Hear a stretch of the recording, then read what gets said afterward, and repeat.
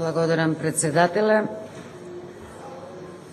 Јас навистина очекував денес, после синоќешните случувања во Кочани, каде што конечно, предпоставувам со намера Гордана Јанкуловска да ја докаже неселективноста во борбата против организиран криминал и корупција, уапси 16 припадници на ВМРО-ДПМН, организирана група која вршела терор и криминал на територијата на Кочани и Виница, мислев дека денеска има сосема поинаков однос од пратениците на ВМРО-ДПМН околу предложениот закон.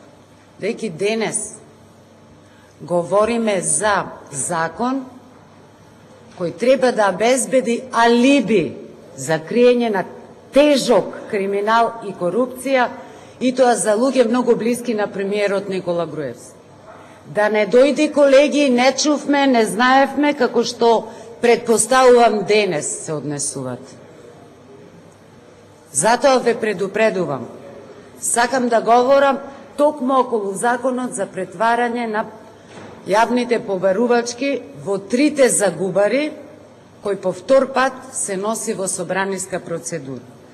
Првиот пат, 3 декември 2008 година, без грам дилема, СДСМ гласаше за таквиот закон. Има една многу чудна, например, за мене. Може би е ситница, може би е процедура. Тогаш Министерството за економија беше предлагач на овој закон и доби поддршка.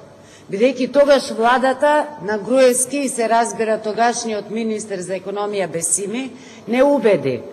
Бидејќи превисоки беа јавните давачки неплатени кон државата, дека тоа е реалната причина зошто не можат да се најдат сериозни инвеститори за да ги купат, со цел да ги спасиме вработените во четирите загубари.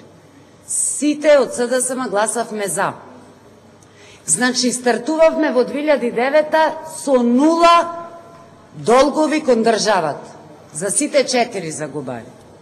Сега наврат на нос не Министерството за економија, туку Министерството за финансии и вечито неприсутниот министер, се разбира, Ставревски, го нема тука. Тука повторно е заменик министерот задолжен да молчи. И на комисија и тука. Джабе ќе бидат прашањата. Ни пушта повторно закон за алиби на криминалот на високи функционери на ВМРО-ДПМН. Ќе гласате за.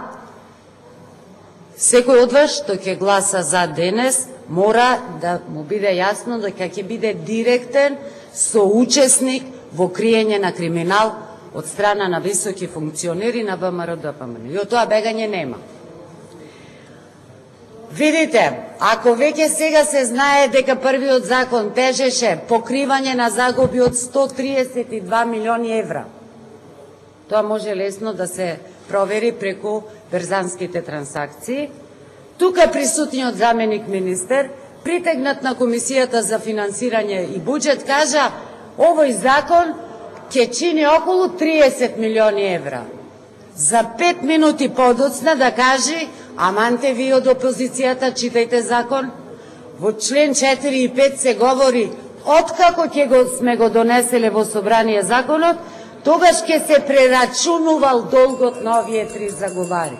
Пази Боже, па 56 милиони евра е загубата само на Тутунски комбинат. Председателе, не смеевте да дозволите во собраниска процедура да влезе закон без она што значи, согласно деловник, задолжителни финансиски импликации.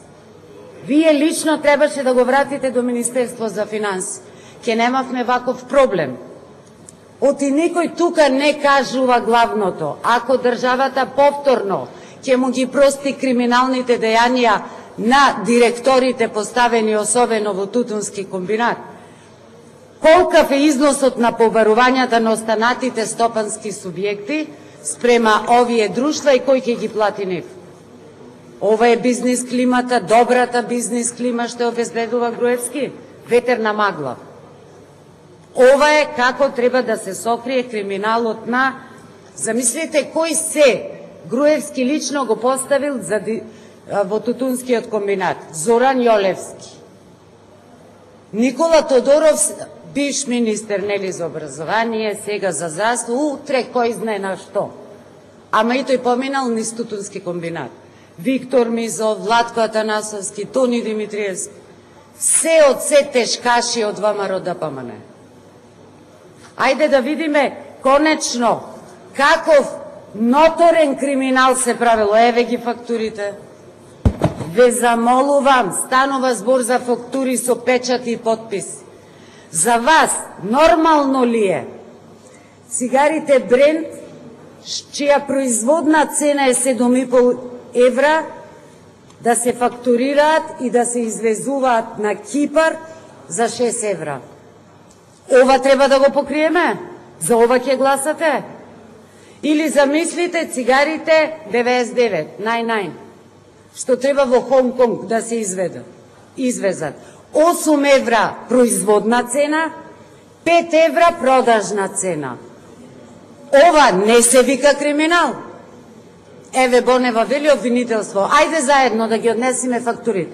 Јас и вие. Ајде да покажеме дека во собранието на вистина ја почитуваме контролната улога на криминалот на власт. Еве го најголемиот криминал. Тоа е цигарата Тату. Производна цена 8 евра, се продава по 6,5 евра. Намерно се создаваат загуби. Кој треба да ги покрие? Собранието. Знаете што ќе каже Груевски? Шо јас тоа собранието си гласаш. Нема веќе од Социјалдемократскиот сојуз да добивате алиби покритие за криминалот на ВМРО ДПМН. Нема тоа.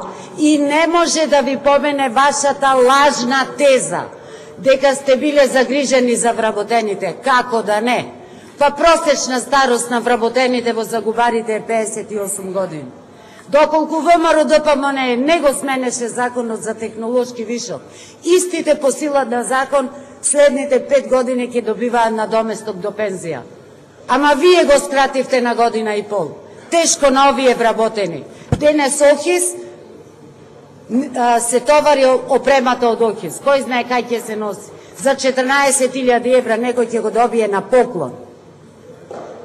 Престанете да бидиме заложници и тоа да го гласате на тесното семејство на Никола Груевски.